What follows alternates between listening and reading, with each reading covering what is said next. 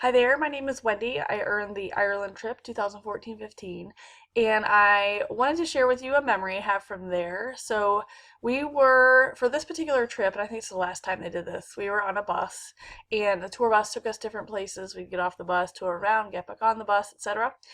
And at this particular location, don't ask me to remember the name of the town or much less how to spell it. It was just gorgeous. It was seaside and like with a seawall. I mean, typical Ireland, I guess. So we got off the bus and I'm like, Dave, this is a great place to take pictures. We need to explore.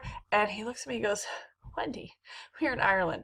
First thing we need to do is get a Guinness. Alrighty, buddy. So we walk and we walk and we walk. We finally get to the end of a long stretch and we find this tavern. So we walk in. This is really bizarre, but you know when you read a lot of books, you have a lot of stuff floating up in here. I thought I was going to turn into a hobbit. Like, that's how cute this place was.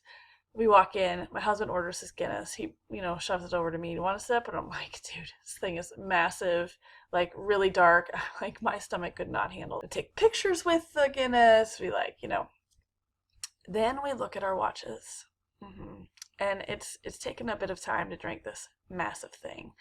So we race out of the tavern, which means now I'm no longer a hobbit, right? I'm a regular person. We're pretty sure we're gonna miss it. And then I thought to myself, you know what?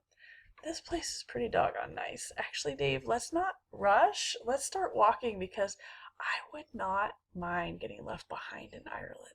We actually tried to miss the bus. That's how beautiful this place was. And it was the trip of a lifetime. And we didn't miss the bus, unfortunately. But we still had a ton of fun. We got to see one of the oldest books in the world, the Book of Kells.